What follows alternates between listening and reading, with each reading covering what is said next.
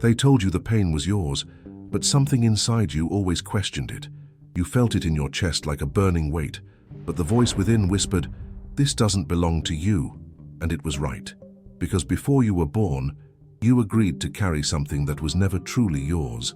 A burden, a wound, a karmic imprint, passed down through bloodlines, generations, and souls. You didn't inherit it by accident.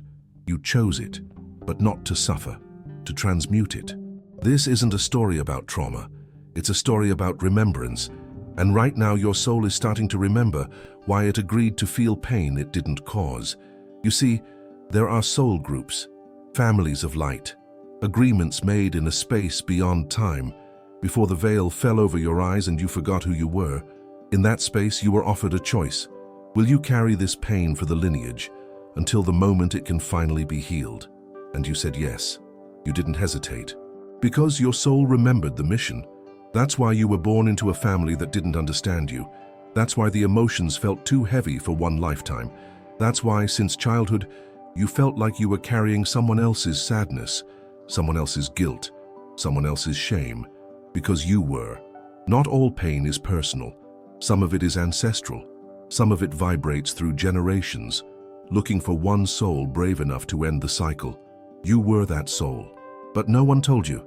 No one taught you how to recognize inherited pain, so you internalized it. You thought it was a flaw in your character, a punishment, a broken part of you. But let me ask you something. Have you ever cried over a sadness you couldn't explain? Felt guilt for something you never did? Carried rage in your bones with no clear source? That's not random. That's memory, but not from this lifetime. It's your soul signaling. This pain is not yours, but it's your time to release it. Dolores Cannon once said that souls choose difficult lifetimes not as punishment, but as preparation. She found again and again through quantum regressions that people came here to break patterns older than their names, to stop karmic loops that had echoed through their ancestors for centuries. You didn't just choose your parents, you chose the wounds embedded in them. You chose the silence in your grandmother's voice, the grief in your father's eyes, the betrayal stored in your blood. Why? Because you were the one strong enough to feel it, without becoming it. But the contract had a limit. You didn't come to carry this pain forever.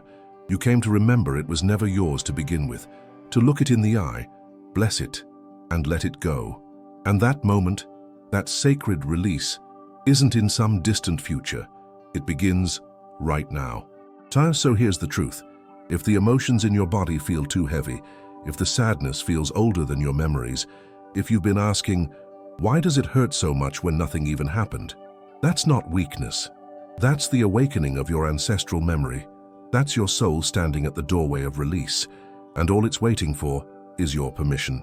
Because healing begins the moment you stop calling it yours. Jet, are you ready to remember the pain isn't yours, so you can finally set yourself and your lineage free? There's something you need to understand. Carrying someone else's pain wasn't a punishment, it was a spiritual assignment. Before this life, you sat in a room of light, with beings who knew you across lifetimes. And they asked, will you go where they could not? Will you feel what they refused to feel? Will you end what they kept repeating? And you, in your infinite knowing, in your fierce compassion, said yes. That yes became your soul contract. You chose to be born into a broken pattern, into a family that hid secrets, into a society that suppresses truth, because someone had to awaken, and that someone was you. But here's what they never told you. Awakening doesn't feel like light. Not at first. It feels like confusion, like loneliness, like unbearable heaviness with no name. You look around at people laughing, living, distracted, while you feel like something's unraveling inside of you. That unraveling is your mission activating. You're not meant to numb it. You're meant to decode it. Pain carries messages, and the pain you carry is ancient.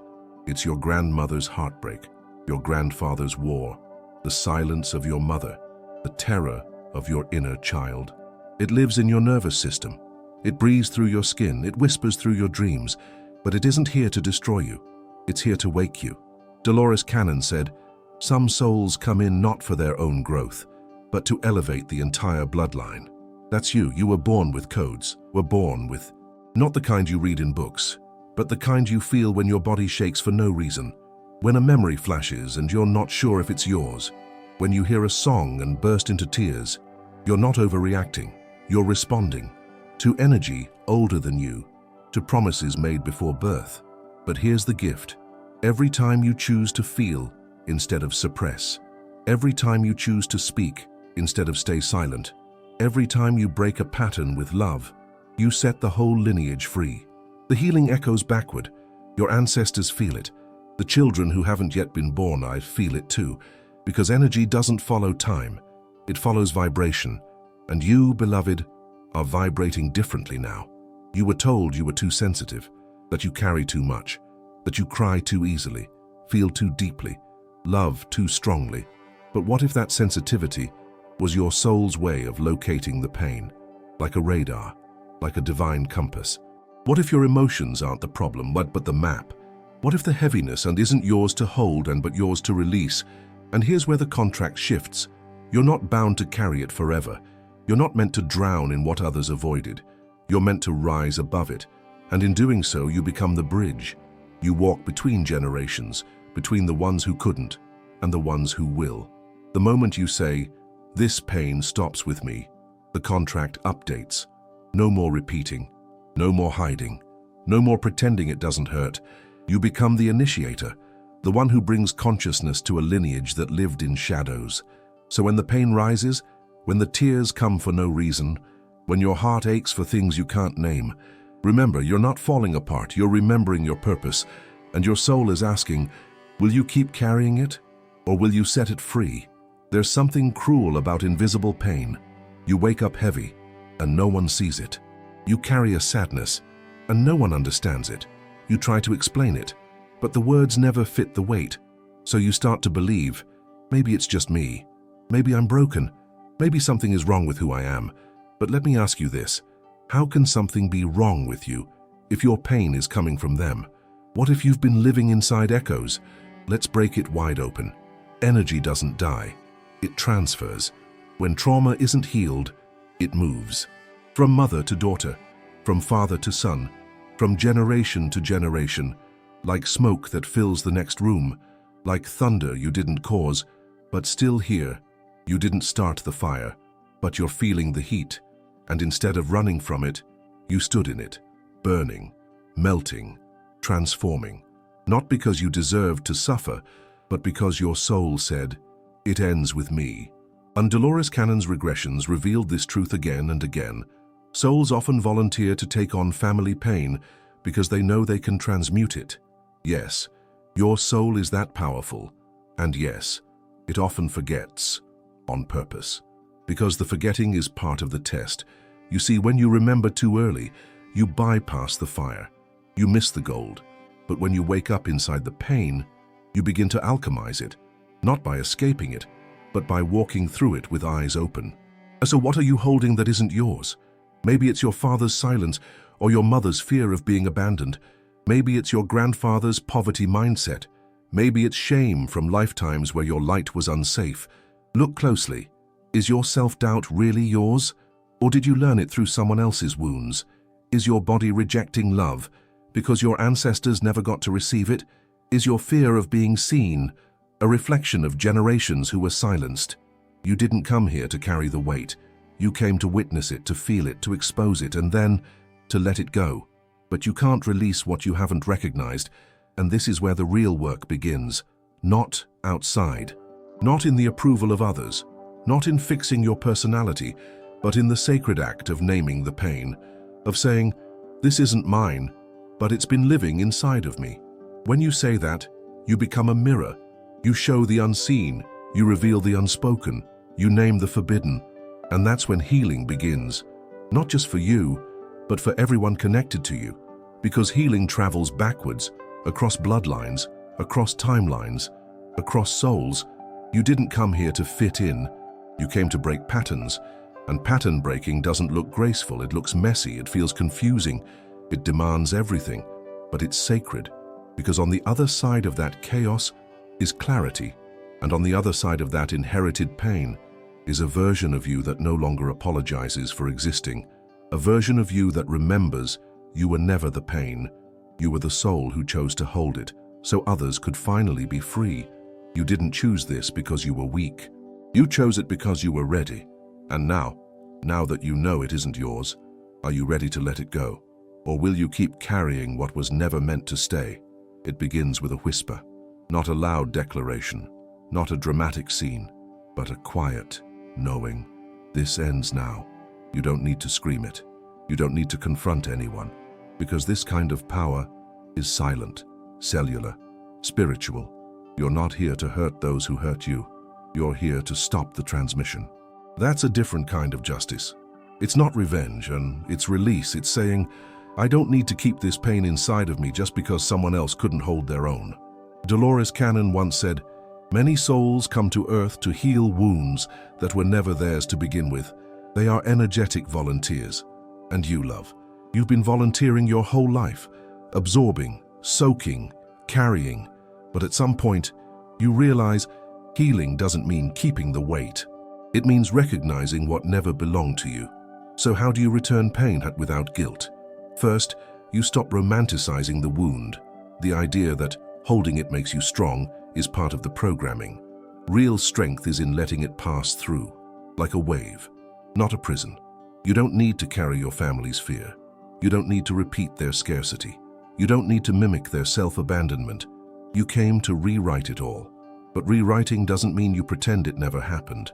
It means you look it in the eye and say, I see you, I know you tried your best, and I choose something different now. You're not disrespecting your ancestors by healing, you're honoring them. Because deep down, they wanted what you're becoming. They wanted to speak, but couldn't. They wanted to love, but didn't know how. They wanted to break free, but didn't have the tools. You are the tool, the key, the prayer they never said out loud. And when you heal backwards. And sometimes the pain was passed on in silence. A look, a gesture, a tension in the body no one talked about, but your soul picked it up like a frequency. You started feeling what no one dared to express. You became the mirror of the unspoken. And now, you're also becoming the fire that clears it. Not to destroy the past, but to illuminate it. To say, I saw it, I felt it, and I chose something new. Here's the part no one tells you. You don't have to forgive and forget. You don't have to force healing before you're ready. But you do have to decide, will I continue this cycle, or will I be the soul that ends it? That choice is your legacy. Letting go doesn't mean you abandon them. It means you stop abandoning yourself. It means you stop shrinking to fit their pain, stop bleeding to prove your love, stop dimming to keep the peace, because real peace requires truth, and truth begins when you admit, this pain is not mine.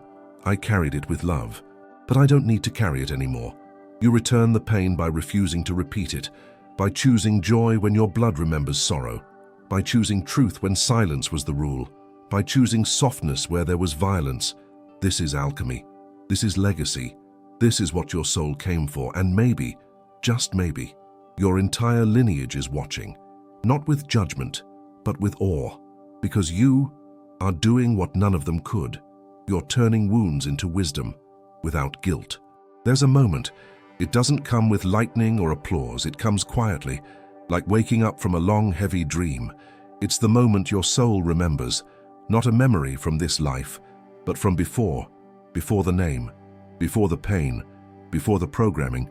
You remember yourself as light, as truth, as presence, and suddenly, the pain doesn't define you anymore. It shaped you, but it's not you. Maybe it happened while watching the sky, or during a deep cry that came from nowhere, or while holding someone who didn't deserve your love, but something cracked open and you felt it. I'm more than this story. That's not imagination. That's the soul reclaiming the mic. It's like a veil lifts, and for a moment, you see how everything was connected, even the things that broke you. You see how every detour was actually an initiation, every heartbreak, a mirror, every loss, a recalibration, and most of all, you realize you were never alone. Dolores Cannon said, there are parts of your soul that never forgot. They were just waiting for the right vibration to activate. That activation isn't dramatic. It's subtle and sacred. You begin to notice the way your body reacts around certain people, the goosebumps when hearing certain words, The chills that come during specific songs or dreams, these aren't random, they're soul codes, reminders planted before birth so that, when the time was right, you'd remember. And once you remember, Sue, you can't go back. You can't pretend to be the version of yourself that tolerated less than you deserve, that accepted pain as a currency for love, that kept betraying your truth to feel safe. You just can't, because the soul doesn't unknow, it evolves. And once the memory clicks in, your frequency shifts. You stop chasing, stop fixing, stop explaining. You become still, and in that stillness, you find power. Not the loud kind, the magnetic kind. The kind that doesn't beg. It attracts. It aligns. This remembrance isn't about becoming perfect. It's about becoming whole. It's the moment you gather all the lost pieces, the ones you left in past relationships, in childhood traumas, in self-doubt and shame, and you call them back. You whisper, "Come home. You're safe now." And piece by piece, you rebuild yourself, but this time, you're building with truth. You stop performing for love. Stop earning your worth. Stop negotiating your light. Because now you remember you are love, you are worthy, you are light, and no one gave that to you. So no one can take it away. This is the gift hidden behind all the pain. The deeper you go, the more ancient you become. And when you touch that part of yourself that existed before time, you cry, not out of sadness, but recognition. You remember who you are, why you came, and what you're here to do. And suddenly, everything changes. Because a remembered soul is unstoppable. If you made it this far, it's not by accident. You've always felt it, haven't you? That this life, this pain, this beauty, this chaos was never just random.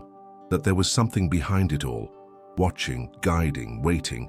That something was you, the deeper part of you, the ancient one, the observer, the soul. You didn't come here to be small. You didn't come here to chase perfection. You didn't come here to carry pain forever.